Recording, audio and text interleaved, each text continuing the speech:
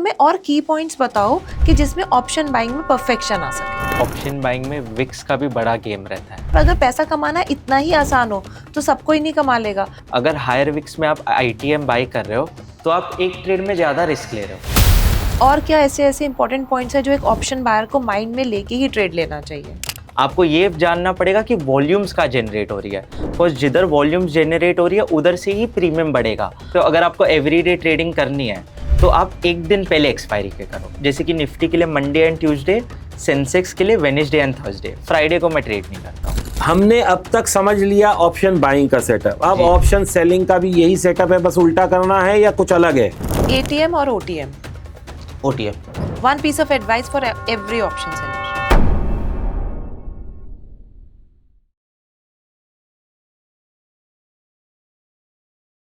नमस्कार दोस्तों, स्वागत है आपका एक नए एपिसोड ऑफ डीप टॉक्स में। दोस्तों, डीप टॉक्स मतलब बातें पैसों की, बातें गहराइयों की। दोस्तों, यदि जब हमने ऑप्शन बाइंग के ऊपर पॉडकास्ट किया है, आप लोगों ने उसे बहुत ज़्यादा सराहा है।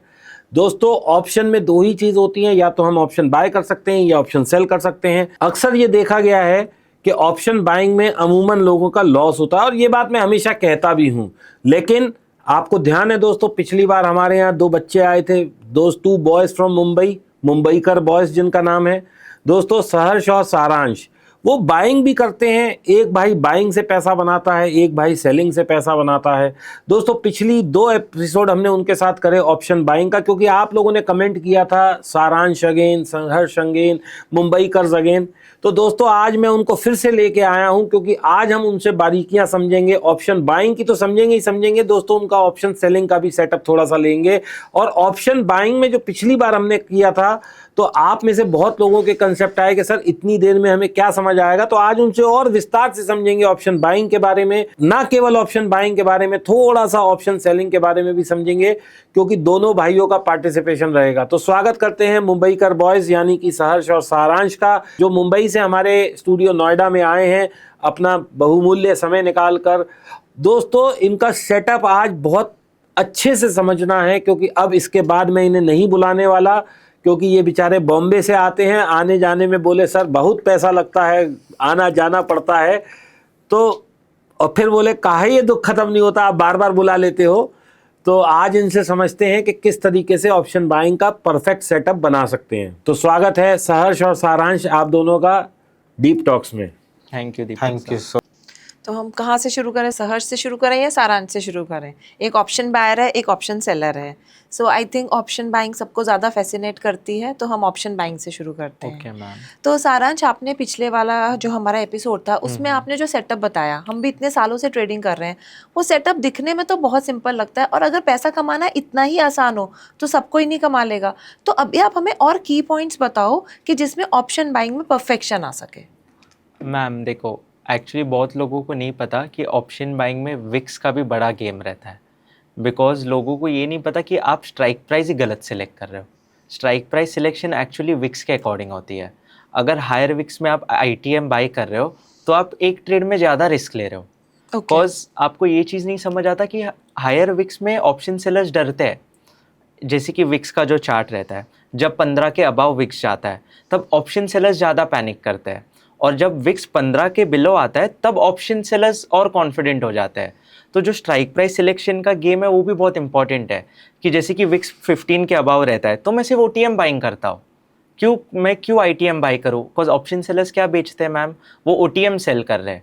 तो जब अगर मैं आईटीएम बाई करूँगा मैं उसमें ज़्यादा रिस्क ले रहा हूँ, और रिवॉर्ड दोनों में सेम आता है। तो ये छोटी छोटी चीज़ें जो ऑप्शन बायर को पता ही नहीं है। अब जैसे कि विक्स 15 के नीचे आ गया है, तो अब मैं क्या बोलता हूँ मेरे स्टूडेंट्स को, अब आप in the money option buying करो। क्यों? बिकॉज अब ऑप्शन सेलर ओटीएम बेचेगा और थीटा डीके होने के चांसेस अभी ज़्यादा हो गए। तो एक फैक्टर हो गया स्ट्राइक प्राइस सिलेक्शन। तो ये भी ऑप्शन बायर्स को नहीं पता कि अभी के विक्स के अकॉर्डिंग आपको ओटीएम बाई नहीं करना है। जैसे कि मैंने लास्ट पॉडकास्ट में बोला था कि ओटीएम बाई करो, बट अभी के विक्स के अकॉर्डिंग आपको सिर्फ in the money option buying करनी है। तो प्रेफरेबली नंबर स्पेसिफिकली बताओ कि इतने से इतने में विक्स हो तो हमें ओटीएम करनी है, इतने से इतने में हो तो हमें आईटीएम करनी है। 20 के अबाव विक्स हो तो सिर्फ ओटीएम ऑप्शन बाइंग करो। 15 और 20 के बीच में विक्स हो तो at the money option buying करो, और 15 के बिलो विक्स हो तो in the money option buying करो। मैं थोड़ा सा क्लैरिफाई कर देता हूं जिन लोगों को नहीं समझ आया। विक्स एक वॉलेटिलिटी इंडेक्स होता है, VIX के नाम से आप किसी भी प्लेटफॉर्म पे उसे सर्च कर सकते हैं, इंडिया विक्स पूरा नाम है उसका। वैसे बेसिकली ये निफ्टी की जो वॉलेटिलिटी होती है उसको दर्शाता है। अब in the money, out of the money, at the money, 3 तरह की ऑप्शन होती हैं, ये मनीनेस ऑफ ऑप्शंस कहलाती हैं। इन द मनी यानी कि उसके अंदर कुछ इंट्रेंसिक वैल्यू भी है, एट द मनी यानी कि प्योर थीटा है, और out of the money is also pure theta. अब इनका कहना ये है कि 15 से ज़्यादा हो तो हम OTM बाय करेंगे, 20 से ज़्यादा, 20 से ज़्यादा पे OTM बाय करेंगे, 15 से आसपास हो 15 और 20 के बीच में एट द मनी, 15 और 20 के बीच में एट द मनी करेंगे, और जब 15 से नीचे है तो इन द मनी करेंगे। मैं दोबारा रिपीट कर देता हूं, less than 15 is in the money, 15 to 20 is at the money, and above 20 is out of the money. तो ये आपको मनीनेस ऑफ ऑप्शन का बहुत ध्यान रखना है। हम लोग क्या करते हैं दोस्तों, सिर्फ मोमेंटम पकड़ने की कोशिश करते हैं जब हम चार्ट देख के करते हैं, लेकिन ये दोनों भाई क्या करते हैं, ये उसको विक्स के साथ क्लब करके डबल कंफर्मेशन लेके फिर बाय करते हैं। इसीलिए ये मुनाफे में है और आप शायद मुनाफे में नहीं है, क्योंकि आप सिर्फ चार्ट बेसिस पे कर रहे हैं, ये उसके साथ वोलेटिलिटी को भी कंसिडर कर रहे हैं, क्योंकि वोलेटिलिटी एक बहुत बड़ा मापदंड है कि थीटा डिके कितना होगा। तो ये तो आपने एक पॉइंटर बताया कि विक्स से एक एक्स्ट्रा कंफर्मेशन मिल जाएगी। Yes. अब सारांश, और क्या ऐसे ऐसे इंपॉर्टेंट पॉइंट्स है जो एक ऑप्शन बायर को माइंड में लेके ही ट्रेड लेना चाहिए? सेकंड, ओपन इंटरेस्ट, जो आपको पता ही है मैं यूज़ करता हूँ। एक 1 डे प्रीवियस डेटा देखो और एक सेम डे पे इंट्राडे का वाई देखो, ठीक है। तीसरा है ट्रैप ट्रेडिंग। दोस्तों ये भी मैं पॉइंट असाइन कर देता हूं आप लोगों के लिए। आप लोगों को कल का ओपन इंटरेस्ट देखना है और आज का देखना है। इसका थोड़ा सा मैं इसमें मॉडिफाई कर देता हूं इनकी दोनों की बात को, कि चेंज इन ओपन इंटरेस्ट देख लीजिए आज का आप। वो it is one and the same thing, आप पीछे जाके देखें वो करें, इससे बेहतर है चेंज इन ओपन इंटरेस्ट देख लीजिए। जहाँ पे ओपन इंटरेस्ट सबसे ज़्यादा चेंज हो रहा हो और जहाँ पे सबसे ज़्यादा मूव हो रहा हो, वहाँ पे आपको आसानी मिलेगी ओपन इंटरेस्ट पढ़ने में। यस। एंड एक और पॉइंट मैं ऐड करना चाहूँगा विक्स वाली बात में, कि जैसे कि अभी विक्स लो हो गया है, अभी ब्रेकआउट ट्रेडिंग काम नहीं करेगा, अभी आपको रिवर्सल ट्रेडिंग पे करना पड़ेगा। क्यों क्या होता है जब विक्स और ड्रॉप होता है, जैसे कि निफ्टी का एक रेंज होता है, जैसे कि हायर विक्स था, ओके, हायर विक्स में निफ्टी का रेंज होता है दिन का 500 पॉइंट, ओके। अब विक्स हो रहा है ड्रॉप, मतलब ऑटोमेटिकली निफ्टी का रेंज और स्मॉल होते जा रहा है। तो जैसी निफ्टी का रेंज अभी 150 या 200 पॉइंट का रहेगा इंट्राडे में, तो आप ब्रेकआउट ट्रेडिंग में कैसे प्रॉफिट करोगे? दोस्तों इसके लिए मैं थोड़ा सा इसको रोकूंगा एक बार। दोस्तों आपको रेंज समझने में अगर दिक्कत हो रही हो तो आपको क्या करना है, डेली टाइम फ्रेम पे जाइए, चार्ट किसी का भी लगा लीजिए, जो भी आपका ब्रोकर है, नहीं तो ट्रेडिंग व्यू फ्री चार्ट देता है, वहां लगा लीजिए। इंडिकेटर एक है, मैं बता रहा हूं, उसको बोलते हैं ATR, एवरेज ट्रू रेंज। आप एवरेज ट्रू रेंज लगा लीजिए। ये जो रेंज बोल रहा है इसका मतलब ये होता है हाई से लो, जहां खुला वहां से 500 ऊपर या नीचे नहीं जाएगा। इसका मतलब है कैंडल हाई टू कैंडल लो, वो कितनी रेंज है। तो जब आप ATR लगा लेते हैं डेली टाइम फ्रेम पे, जैसे कल का था कुछ 450, थोड़ा सा फिर 420 हुआ, फिर 405 हुआ, अब 380 360 पे आ गया है, क्योंकि जैसे जैसे वोलेटिलिटी डाउन हो रही है वैसे वैसे ATR भी डाउन हो जाता है आपका। यस। तो रिवर्सल ट्रेडिंग अभी ज़्यादा काम करेगा। रिवर्सल ट्रेडिंग मतलब ट्रैप ट्रेडिंग। टॉप पे कौन फंसेंगे? Put sellers. बॉटम पे कौन ट्रैप हो सकते हैं? Call sellers. तो अभी आप जैसे कि OI रीड करोगे, आपको ये आइडेंटिफाई करना है कि पुट सेलर्स का एंटर कर रहे टॉप पे और कॉल सेलर्स का एंटर करे बॉटम पे। और अभी रिसेंटली 2 दिन पहले आपने देखा कि निफ्टी शार्प फॉल हुआ था एक्सपायरी डे पे, और वो दिन पूरा डेटा सिर्फ पुट सेलर्स का था, कॉल सेलर्स वो दिन थे ही नहीं। तो अभी मार्केट पूरा ट्रैप ट्रेडिंग के फेज में, तो आपको ट्रैप ट्रेडिंग सीखना पड़ेगा। पहला कंफर्मेशन मैंने आपको विक्स बोला, second open interest, third trap trading, अब फोर्थ वॉल्यूम प्रोफाइल। आपको ये जानना पड़ेगा कि वॉल्यूम्स का जनरेट हो रही है, बिकॉज जिधर वॉल्यूम्स जनरेट हो रही है उधर से ही प्रीमियम बढ़ेगा। अगर वॉल्यूम्स नहीं आपको दिख रहे तो आपको ऑप्शन बाइंग नहीं करनी है। जहाँ पे वॉल्यूम्स कम होते हैं वहाँ पे आप ऑप्शन सेलिंग करो, बिकॉज अगर मार्केट को मूव होना है वो वॉल्यूम्स के बेसिस पे मूव होगा। और वॉल्यूम कैसे चेक करेंगे सारांश? वॉल्यूम प्रोफाइल एक इंडिकेटर आता है, मतलब वो फ्री है, आपको सिर्फ आई थिंक ट्रेडिंग व्यू का प्रीमियम लगाना पड़ेगा, जो ऐसे ऐसे हॉरिजॉन्टल में यस आता है, राइट? उस पे आप वॉल्यूम्स आइडेंटिफाई कर सकते हो। तो वो जहाँ पे मैक्सिमम वॉल्यूम होगा वहीं पे हमें ट्रेड लेना है, yes, as an option buy, as an option buyer. Yes. तो आपने 4 पॉइंट्स बताए, एक 4 बताया points. विक्स, एक Yes. ओपन इंटरेस्ट, एक वॉल्यूम प्रोफाइल और fourth range. Trap trading. Trap trading. Yes, अभी के विक्स के अकॉर्डिंग रिवर्सल ट्रेडिंग करो, ब्रेकआउट एंड ब्रेकडाउन ट्रेडिंग से थोड़ा ब्रेक ले लो। थोड़ा सारांश, ऑप्शन जो आपने बताया ना, चेन को एनालाइज करना या ओपन इंटरेस्ट को, वो थोड़ा और एलोबरेट करो हमारी ऑडियंस के लिए। जैसे कि रात को 7:30 PM के बाद मैं बैठता हूँ, जैसे कि मुझे ट्यूसडे को ट्रेड लेना है, नाइट को मैं 7:30 PM के बाद बैठूंगा, मैं हाईएस्ट कॉल सेलर्स और पुट सेलर्स वाला लेवल मार्क कर दूंगा, ठीक है। अगर नेक्स्ट दिन सोचो मार्केट फ्लैट ओपन हो जाए, अब हाईएस्ट कॉल सेलर्स और पुट सेलर्स का लेवल आपको दूर मिलेगा, ओके मैम। तो मैं क्या करूँगा फिर, जैसे कि नज़दीक में ओपनिंग प्राइस से हाईएस्ट कॉल सेलर्स और पुट सेलर्स जो मेरे को वापस प्रीवियस डे के डेटा में दिखे, मैं अब उनके लेवल्स मार्क कर दूंगा। जब टॉप पे जाएगा मार्केट मैं उधर ही पुट बाय करूंगा, बॉटम पे आएगा मार्केट तो ही मैं कॉल बाय करूंगा, कहीं मिडिल में एंटर नहीं करूंगा। तो उसके लिए मेरी हेल्प क्या करती है, जीटीआई इंडिकेटर। आई थिंक मैंने लास्ट वाले पॉडकास्ट में उसको पढ़ाया भी था। तो वो मुझे दे देते दिन के जोन्स, ओके, डेली जोन्स मुझे मिल जाते। तो मेरे पास ऑलरेडी सेलिंग जोन और बाइंग जोन है, अब मैं बैठा रहता हूँ, मेरे पास डेटा भी बना है, मेरे पास जोन्स भी है। अब जोन के मिडिल में मैं एंटर नहीं करूँगा, बिकॉज अगर मैं जोन के मिडिल में एंटर करूँगा मतलब मैं थीटा डीके में ट्रैप हो जाऊँगा। अब जैसे कि ट्यूसडे की एक्सपायरी में आपकी बात करता हूँ, मार्केट ओपन हुआ था स्मॉल गैप अप, ठीक है, उसके बाद मार्केट एक रेंज में था, ठीक है, मार्केट हमारे सब सेलिंग जोन के और बाइंग जोन के मिडिल में था, ओके। तो मैं पेशेंटली बैठा रहा, मैंने 1.5 आवर वेट किया विदाउट एनी ट्रेड। ये होता है मेरा डिसिप्लिन जो मैं फॉलो करता हूँ। जैसे ही मार्केट टॉप पे गया, वहाँ पे बनी एक ब्लैक कैंडल। अभी हमारे इंडिकेटर में ब्लैक कैंडल मेरे लिए क्या है, वो है कॉल सेलर्स, ओके। तो मैम अगर वहाँ पे कॉल सेलर्स ने एंटर किया तो कौन ट्रैप होगा, पुट सेलर्स। और मैंने आपको बोला ना पूरे दिन में डेटा सिर्फ पुट सेलर्स का था। तो जैसी ब्लैक कैंडल बनी मैंने पुट बाई किया, और जैसी मैंने पुट बाई किया आपने देखा एक शार्प सेलिंग आया था मार्केट में। तो ये छोटी छोटी चीज़ें, एक डिसिप्लिन को मैंने फॉलो किया, और 1.5 आवर मैंने बिना कोई ट्रेड वेट करा जब तक मेरा सेटअप बने। तो सारांश आप इसका स्क्रीनशॉट शेयर कर देंगे ताकि हम यहाँ स्क्रीन पे लगा सकें। यस, मैं इसका स्क्रीनशॉट भी आपके लिए शेयर कर ताकि लोगों को आइडिया हो जाए कि आपने कहाँ पर पुट बाय करी थी और किन लेवल्स पे करी थी। ओके तो उसका स्क्रीनशॉट आप हमें शेयर करिए। मैं आपको शेयर कर और कोई पॉइंटर्स हैं जो एक ऑप्शन बाइंग के माइंड में होने चाहिए? और मेन है डिसिप्लिन। देखो मॉर्निंग में 1 से 2 ट्रेड्स एंड दोपहर, फिर नेक्स्ट ट्रेड आपका रहना चाहिए आफ्टर 12 PM। 11 से 12 के बीच में तो ट्रेड ही मत करो, बहुत रिस्की रहता है। बिकॉज मैं आपको सिंपल बताता हूँ, 11 से 12 के बीच में और स्ट्रैडल शॉर्ट होते रहता है, और अगर स्ट्रैडल मार्केट में शॉर्ट हो रहा है तो आप थीटा डीके में वापस ट्रैप हो जाओगे। तो ये स्मॉल चीज़ें मैं फॉलो करता हूँ। जैसे कि मैं सिर्फ एक्सपायरी डे पे ट्रेड करता हूँ, बिकॉज एक्सपायरी डे पे मुझे प्रीमियम सस्ते में मिलता है। तो आप भी ये फॉलो कर सकते हो। अगर आपको एवरीडे ट्रेडिंग करनी है तो आप एक दिन पहले एक्सपायरी के करो। जैसे कि निफ्टी के लिए मंडे एंड ट्यूसडे, सेंसेक्स के लिए वेडनेसडे एंड थर्सडे, फ्राइडे को मैं ट्रेड नहीं करता हूँ।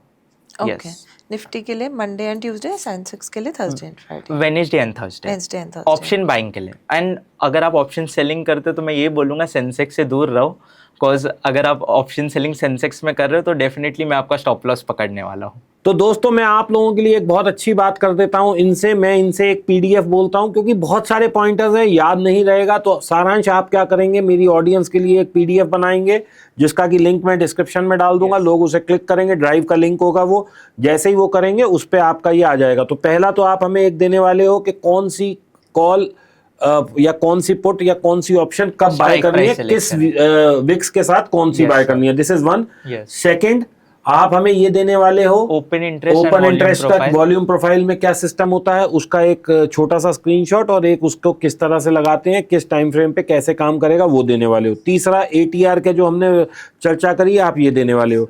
चौथा, अभी आप मेरे से कह रहे थे क्योंकि आप लोग इंडिकेटर में आप ट्रैप ट्रेडिंग कैसे पकड़ो, उसका भी मैं एक स्क्रीनशॉट, जो मैम ने बोला स्क्रीनशॉट, वो भी मैं शेयर कर। तो आप एक हमें ये भी दे दो। पांचवा, दोस्तों ये सब फ्री होने वाला है, किसी चीज के कोई पैसे नहीं देने। और मैंने इनसे आपको रिक्वेस्ट की है, क्योंकि दोस्तों ऐसे समझ पाना मुश्किल है, तो इनसे मैंने प्रॉमिस लिया है कि ये बॉम्बे में एक इवेंट ऑर्गेनाइज करेंगे जहां पे आपकी एंट्री बिल्कुल फ्री होने वाली है। दोस्तों किसी को कोई पैसा नहीं देना, 1 रुपया भी नहीं देना, कोई अपसेलिंग नहीं की जाएगी, कोई कुछ नहीं होगा। बस आप जाइए, इन दोनों भाइयों से सीखिए और अपना समझ के आइए। आप प्रॉमिस करते हो इस बात के लिए? Yes, definitely. आप भी प्रॉमिस करते हो? डेफिनेटली। पक्का? पक्का। आप सिखाने वाले हो सबको? Yes, and free of cost. Option buying और सेलिंग आप दोनों सीखोगे, ठीक है। How to use the indicator, ठीक है, बेसिक टू एडवांस मैं पूरा आपको सिखाऊंगा उधर, So- how to use it. There is any prerequisite requirement के सिर्फ जिनको फ्यूचर एंड ऑप्शन आता हो वो आए या कोई भी आ सकता है? यस, जिन जो फ्यूचर्स एंड ऑप्शंस में एक्टिवली ट्रेडिंग करते हैं सिर्फ उन्हीं के लिए ये इवेंट रहेगा मैम।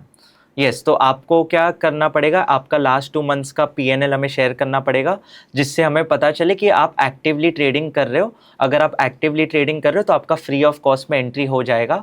और हम एक काम करते हैं, हम इसमें डिस्क्रिप्शन में गूगल फॉर्म भी लगा देते हैं। जो लोग भी आने में इंटरेस्टेड हैं वो अपना नाम, टेलीफोन नंबर और सिटी लिख देंगे।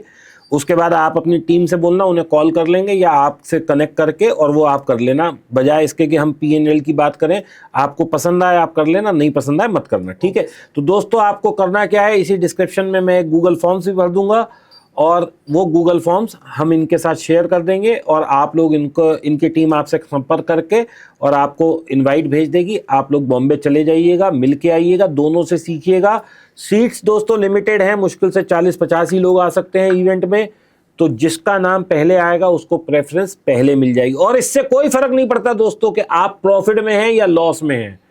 ये भी कोई वो नहीं है कि आप प्रॉफिटेबल होंगे तो ही ये बुलाएंगे, या आप लॉस में होंगे तो ही ये बुलाएंगे, या आपके पास 10,000 है तो ही बुलाएंगे, या आपके पास 2 लाख हैं तो ही बुलाएंगे। कोई क्राइटेरिया नहीं है, सिर्फ आप एक ट्रेडर होने चाहिए। इसलिए ये आपसे कहेंगे कि आप अपना PNL दिखा दें, अदरवाइज उसकी भी कोई ज़रूरत नहीं है। सारांश, आपने तो कह दिया कि एक फॉर्म भर दो और सब आ जाए, तो आपके पास कैपेसिटी कितनी है, या 300-500 लोग भी आ सकते हैं? क्या सिस्टम क्या रहेगा? नहीं मैम, सिलेक्टेड लोग रहेंगे। हमें टाइम पास वाले लोग नहीं चाहिए, जिनको एक्चुअली में सीखना है, जिनको अपनी प्रॉफिटेबल जर्नी शुरू करनी है, हम उन्हीं को बस सिलेक्ट करेंगे। 50 सीट्स रहेंगे, जैसे ही वो फुल हो जाएगा हम रजिस्ट्रेशंस को क्लोज कर देंगे। तो दोस्तों मौका है फ्री में जाने का, सीखने का, और एक बहुत अच्छा मौका है दोनों भाइयों से मिलने का भी। 50 ही लोगों का, क्योंकि इनके पास दोस्तों जो स्पेस है वो कम है। बॉम्बे में आपको पता ही है कि बहुत बड़ी स्पेस का मिलना थोड़ा मुश्किल होता है, स्पेस की वो प्रॉब्लम है। और 50 लोगों का इवेंट है। अगर रिस्पांस अच्छा रहा तो दोस्तों 2 इवेंट कर लेंगे, ये पॉसिबल है। लेकिन ये नहीं हो सकता कि 500 लोग बुला लें, क्योंकि स्पेस की प्रॉब्लम है। लेकिन सबका स्वागत है, कोई पैसा नहीं लगना, 100% फ्री है। अब हम आपके पास आते हैं सहर्ष। हमने अब तक समझ लिया ऑप्शन बाइंग का सेटअप, अब ऑप्शन सेलिंग का भी यही सेटअप है, बस उल्टा करना है या कुछ अलग है? नहीं, ऑप्शन सेलिंग एक थोड़ा डिफरेंट गेम है और मेरे 2 सेटअप चलते हैं। एक है मेरा जो रूल बेस्ड सेटअप है, एंड एक है जो मेरा डायरेक्शनल डिस्क्रिशनरी वाला सेटअप है। तो मैं थोड़ा रूल बेस पे हाँ, क्योंकि डिस्क्रिशनरी जो तुम सोचते हो जरूरी नहीं वैसा मैं भी सोचूं, या वैसा सहर्ष भी सोचे, या वैसा पूजा भी सोचे। तो तुम अपना ये बताओ हमें कि किस तरीके से हमें रूल बेस्ड सेटअप पे चलना है। डेफिनेटली, बिकॉज ऑब्वियसली डिस्क्रिशनरी मतलब आपको बाजू में बैठना पड़ेगा, जो मैं बिठा नहीं पाऊंगा। तो जो एक्चुअली रूल बेस्ड सेटअप है वो मैं एक्चुअली करता हूँ सिर्फ स्ट्रैडल्स या स्ट्रैंगल्स में। ओके। एंड इसका पहले तो एक मेजर क्राइटेरिया ये है कि अगर विक्स इज अबव 18 तो मैं ये सेटअप नहीं करूंगा। बिकॉज मतलब नहीं है, बिकॉज वॉलिटिलिटी आपको पता है स्ट्रैडल्स और स्ट्रैंगल्स पे पैसा बनाने नहीं देने वाला है। तो ये सेटअप का मेजर पहले तो अब भी जितने भी ऑप्शन सेलर्स है, आप काफ़ी लोगों को जानते होंगे, स्ट्रैडल्स स्ट्रैंगल्स तो बहुत करते हैं, बहुत लोग करते हैं, बट प्रॉफिटेबल बहुत कम लोग हैं। और उसका रीज़न क्या है ना, पहले तो 2 गलतियां मैंने नोटिस की थी जिन लोग से मैंने बात की है। एक, हर रोज़ करना, जो ऐसे दिन दिखता है उनको डीके नहीं आ रहा है, फिर भी वो लोग वो सेटअप डिप्लॉय करेंगे जो यूजलेस है। एंड सेकेंड है बिफोर इवेंट सेटअप बनाना।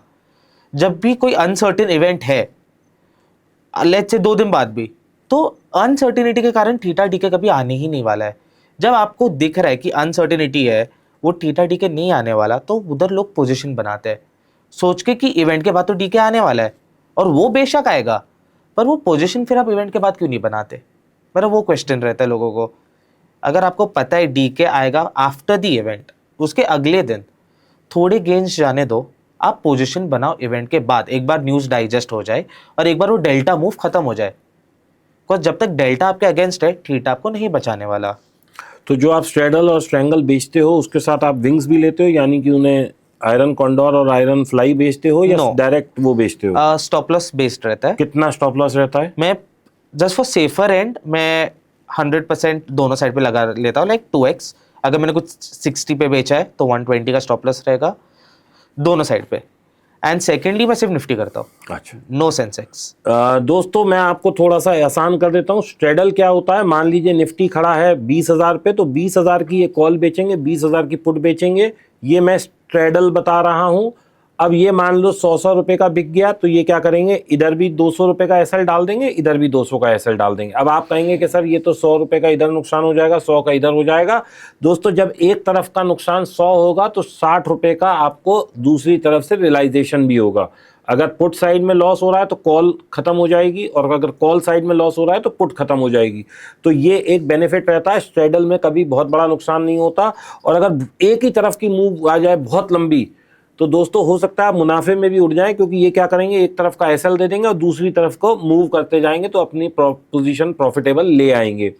ये तरीका होता है स्ट्रेडल मैनेज करने का। अब स्ट्रैंगल क्या होता है दोस्तों, मान लीजिए 20,000 पे निफ्टी खड़ा है, तो ये 20,500 की कॉल बेच लेंगे और 19,500 की पुट बेच लेंगे, यानी कि ये बीच में 1000 पॉइंट का रेंज बन गई। अब आपकी इस 1000 पॉइंट के बीच में जहां भी निफ्टी एक्सपायर हो जाएगी या मूव करेगी, इन्हें प्रॉफिट आ जाएगा, और हो सकता है दोनों ही जीरो हो जाएं। अब स्ट्रैंगल मैनेज करने के बहुत सारे तरीके होते हैं, वो भी समझते हैं। जो मैं करता हूँ वो मैं ये करता हूँ कि दोनों जब प्रॉफिट में आ गई तो धीरे धीरे धीरे धीरे मूव करके उसे स्ट्रेडल में कन्वर्ट कर देते हैं, और फिर स्ट्रेडल जैसे बताया वैसे हम लोग एडजस्ट करते हैं। अब इनसे समझते हैं ये दोनों भाई क्या करते हैं। लेकिन अधिकांश लोग जिन्हें मैं जानता हूँ वो स्ट्रैंगल से शुरू करते हैं, स्ट्रेडल तक आ जाते हैं और उसको मैनेज करते रहते हैं, और वो भी एक बहुत कम लॉस का तरीका है। दोस्तों स्ट्रेडल बेचें स्ट्रैंगल बेचें, दोनों में लॉस सीमित होता है अगर आप उसे मैनेज करना जानते हो, और अगर आप मैनेज करना नहीं जानते तो असीमित होता है। लेकिन जैसा इन्होंने बताया कि हम दोनों बेचते हैं और डबल का एसएल डाल देते हैं, तो इनका लॉस पहले से ही पता होता है क्या रहने वाला है। यस, अभी मेरे एडजस्टमेंट के दो तरीके, एक वापस थोड़ा डिस्क्रिशनरी है, तो फिर वो मैं शायद एक पॉडकास्ट में तो नहीं समझा पाऊंगा, बिकॉज लोगों को और कंफ्यूजन हो जाएगा। तो मैं वो आप इवेंट के लिए इवेंट पे एक टाइम के लिए समझा पाऊंगा, बिकॉज उधर मेरे पास टाइम रहेगा बात करने के लिए लोगों से। तो इधर मैं मेरा रूल बेस्ड सेटअप की बात करता हूँ। तो अभी लेट जैसे आपने बोला, मैंने 20,500 का कॉल बेचा है, 19,500 का पुट बेचा है। आप स्ट्रैंगल बना दिया, 100 रुपये का कॉल बेचा, 100 रुपये का पुट बेचा, 100 रुपये का कॉल, दोनों साइड 200 का एसएल लग गया। मेरा एडजस्टमेंट का क्राइटेरिया ये है कि जब जब वो प्रीमियम 35% से बढ़ेगा, लाइक कोई भी प्रीमियम 35% से बढ़े, तो ऑब्वियसली दूसरा साइड 25% के आसपास या 30% प्रॉफिट दे रहा होगा, उसको मैं प्रॉफिट बुक करूंगा, और मैं तब तक नजदीक लाते जाऊंगा ऑन एवरी 30-35% मूव, जब तक वो मेरा स्टॉप लॉस ना खा ले। गोल क्या है, ऑप्शंस डबल उतना एवरीडे नहीं होते, स्पेशली अगर आप अच्छा दिन पकड़ रहे हो, तो आपको भी पता है हर रोज डबल होता है तो फिर और बायस प्रॉफिटेबल होते हैं। रीजन ये है कि वो डबल नहीं होता इजीली। मेरा गोल ये है कि जब वो बढ़ेगा, लेट्स से वो 50-60% अप्रिशिएट हो गया, मैं इसको रोल ऑन करते जा रहा हूँ, पर मैं रोल ऑन हमेशा 100 तक ही ला रहा हूँ, तो ये 60% ऊपर है, मतलब ये 160 पे, ये अभी 100 पे। तो जब एक मीन रिवर्जन आएगा या एक रिवर्सल आएगा, तो 160 वाला डेप्रिशिएट ज्यादा होगा कंपेयर टू द 100 का एप्रिसिएशन। बिल्कुल। एंड वो टाइम पे जितना भी मुझे नेट हिट दिख रहा है वो अपने आप कंप्रेस हो जाएगा। प्रॉफिट बुक तो रहेगा ही मार्जिन सेफ्टी रखने के लिए, बट एक रिवर्सल में मेरा जो भी लॉस था वो पूरा कंप्रेस हो जाएगा। सेकेंडली, लेट्स जस्ट से मेरा स्टॉप लॉस एक्चुअली हुआ, मेरे नियरली 3 एडजस्टमेंट्स होते हैं, नॉर्मली 3 लेग घूमेंगे अगर आप 30-35% का कैलकुलेशन लगाओगे तो वो टाइम पे मेरा मैक्सिमम हिट जो मैं देखूंगा is around 15 to 20 points. 15 points on 100 premium मेरे लिए रीजनेबल है, बिकॉज वो मुझे पता है अगर वो होना है, मेरे जो स्टॉप लॉसेस होते हैं वो होने के लिए मार्केट मतलब एक 200-250 पॉइंट का मूव दिया वन डायरेक्शन में। 200-250 पॉइंट अभी आपको भी पता है, इट्स नॉट एवरी डे कि निफ्टी खुलने के बाद एक डायरेक्शनल 200-250 पॉइंट का रैली दे। तो एक 250 पॉइंट का दिन आएगा 10 दिन में, 12 दिन में एक बार, वो टाइम पे एक दिन एसएल कट जाएगा। तो ये आप डेली करते हो? नहीं, अभी मैं बात करता हूँ सेटअप कब मेरा क्रिएट होता है, तो मैं टारगेट करता हूँ only premium theta DK days. अभी ये मैं कैसे फिगर आउट करता हूँ, तो मैं स्ट्रैडल्स के चार्ट्स फॉलो करता हूँ, बिकॉज जो मेरा लॉजिक बोलता है, पर्सनल लॉजिक, डीके कभी भी ऊपर से आता है। अगर स्ट्रैडल टूट रहा है तो स्ट्रैडल को टूटने को, जो एटीएम आपका ओटीएम्स को पहले टूटना पड़ता है, जब डीके ऐसे आएगा तब स्ट्रैडल टूटेगा। तो अगर स्ट्रैडल टूट रहा है तो स्ट्रैंगल्स ऑब्वियसली टूट रहे, रिस्क रिवॉर्ड उधर बेटर है। बिकॉज स्ट्रैडल्स में क्या है, डेल्टा मूव आपको ज्यादा मैनेज करना पड़ता है, but strangles you already have that range protection, आपको पैनिक नहीं है 200 पॉइंट में भी, पर स्ट्रैडल्स के आपको 200 पॉइंट एक स्ट्राइक इन द मनी हो जाता है। एंड सेकंड क्या है, डीके मेरे लिए OTM में हमेशा फास्टर रहता है, तो मैं रिस्क स्ट्रैडल्स तो जीरो होने वाले हैं नहीं इंट्राडे में, तो why not go for a better risk reward या फिर सेफर रिस्क। एंड वैसे मैं वो दिन टारगेट करता हूँ straddle DK and second IV। I should see not India VIX, ATM IV। IV of the call and put. Yes, मैं basic रखता हूँ ATM IV। ATM IV should be falling, वो ना फ्लैट होना चाहिए, डेफिनेटली अपवर्ड नहीं होना चाहिए, वो होना चाहिए फॉलिंग।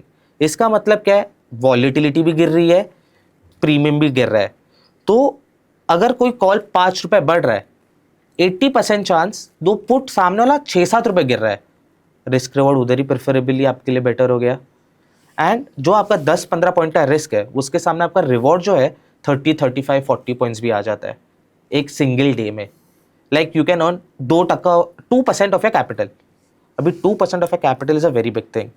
एंड आपके बेस्ट दिन जो रहेंगे इसमें वो मंडेज रहेंगे, बिकॉज हम सेंसेक्स करते नहीं है, तो हमें वेडनेसडे थर्सडे वो सब इम्पैक्ट करता नहीं है।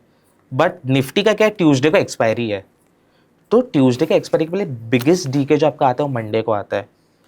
अभी आप बोलोगे ट्यूसडे क्यों नहीं, ट्यूसडे तो एक्सपायरी है, बिगेस्ट DK उधर आना चाहिए। पर मैं करंट एक्सपायरी ट्रेड नहीं करता 0 DTE।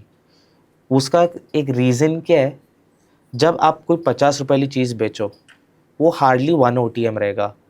वो 1 OTM निफ्टी आजकल एक कैंडल मार के वो ATM हो जाता है, 50 वाला ऐसे ही 100 हो जाएगा और आपको एडजस्टमेंट करने का भी मौका नहीं मिलेगा। तो जबकि मैं 50 कमाने की कोशिश कर रहा हूँ, मैं हाई चांसेस डबल SL देके 100 गवा दूँ। It's not worth the risk reward, not worth the stress. इसलिए करंट एक्सपायरी में बिल्कुल नहीं करता। एंड सेम रीजन के कारण मैं सेंसेक्स भी नहीं करता, बिकॉज सेंसेक्स में भी आपका OTM कब ATM हो जाए आपको पता भी नहीं चलेगा। तो वो थीटा डी it prefers a buyer. I think expiry day अगर एक बायर डिसिप्लिन के साथ करे ना, उसके लिए एक बेटर रिस्क रिवॉर्ड है compare to a seller. Seller को टारगेट करने चाहिए जो बाकी दिन है। बाकी दिन पे जब DK है, आपको पहले तो प्रीमियम लंबे मिल रहे, आपको हेवी प्रीमियम्स मिल रहे। एंड आप बोलो दीपक जी या पूजा मैम, आप भी ट्रेडिंग करते हो, एक वेडनेसडे को निफ्टी का कॉल इजीली डबल होता है? नहीं होता। पर वो अगर DK हुआ आया तो थीटा DK अच्छा खासा आ सकता है। यस, यही रीजंस है मैं Monday Wednesday Thursday Friday target करता हूँ एंड नॉट ट्यूसडे। तो सर्च आपने अपना पूरा ज्ञान हमें ऑप्शन सेलिंग का दे दिया है। यस, ठीक है, और बाकी का जो है वो हम जो इवेंट आप प्लान कर रहे हैं Yes. उसमें जिसको समझना होगा वो आ जाएगा। Definitely. क्योंकि इतने कम ड्यूरेशन के पॉडकास्ट में थ्योरेटिकली तो समझ आ सकता है, लेकिन पर्सनल टच चाहिए एक बाकी चीजें समझने के लिए। यस। सो सर्च मुझे एक चीज बताओ, फिबोनाची रिट्रेसमेंट जो होती है आप क्या उसकी भी हेल्प लेते हो? क्योंकि उससे तो लेवल्स बहुत अच्छे निकल जाते हैं।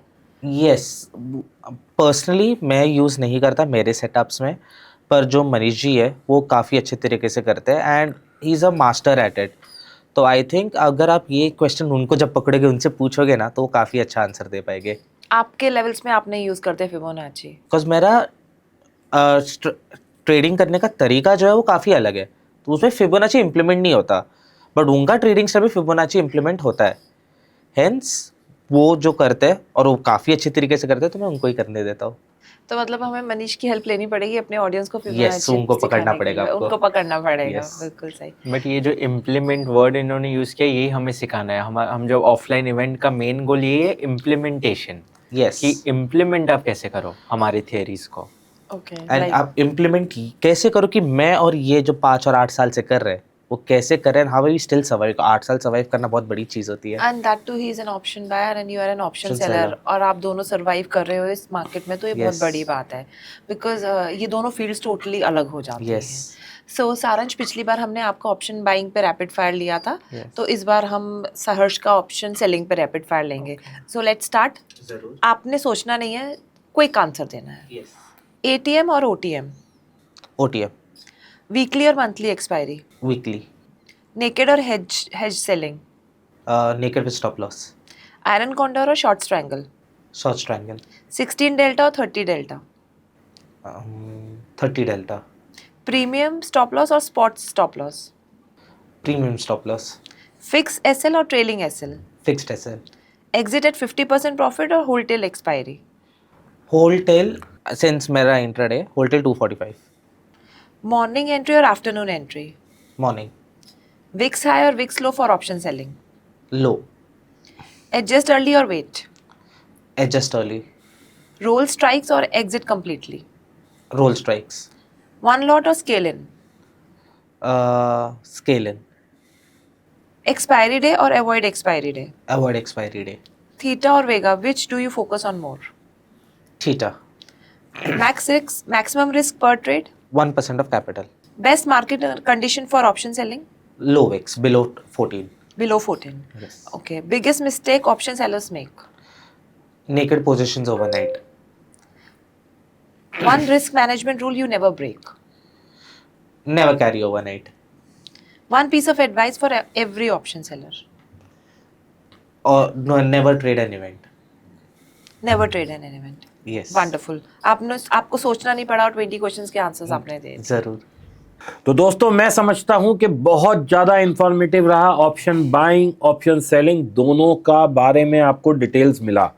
दोस्तों फिर से मैं एक बार कहूँगा, फॉर्म मैंने दिया है, PDF मैंने दिया है, डिस्क्रिप्शन में जाइए देखिए, दोनों चीज़ अवेलेबल हैं. उसके बाद दोस्तों मेरा व्हाट्सएप नंबर भी है, मेरे से कुछ पूछना चाहें मेरी टीम का व्हाट्सएप भी है. Every information is in the description. बस आप इस पॉडकास्ट को 2 बार 3 बार देखिए, PDF से सामने रखिए और ट्रेडिंग को बेहतर से बेहतरीन बनाइए. बॉम्बे में इवेंट होने जा रहा है, कोई फ़र्क नहीं पड़ता दोस्तों, इतने लाखों हज़ारों रुपए का आपने लॉस ले लिया. अगर दिल्ली से बॉम्बे जाना भी पड़े कोशिश ज़रूर करिए, क्योंकि कोशिश करने वालों की कभी हार नहीं होती. और लर्निंग करने के बाद मैं ये तो नहीं कहूँगा कि कोई गारंटी है कि आप प्रॉफिट में ही आएंगे, लेकिन लॉसेस पे कंट्रोल करना भी एक बहुत अच्छा तरीका है अपने आप को प्रॉफिट में लाने का. क्योंकि जब आपके लॉसेस रुक जाएंगे तो profit will come as a byproduct. इस बात को याद रखिए. ये दोनों भाई तैयार हैं आपसे मिलने के लिए, आपको सिखाने के लिए. तो बस मौके को ना चूकिए, जाइए बॉम्बे, मिलिए, फॉर्म भरिए और बेहतर ट्रेडर बनिए. थैंक यू आप दोनों का यहाँ आने के लिए और मेरी ऑडियंस को इतना ज्ञान देने के लिए. Thank you very much. Always a pleasure. Thank you so much.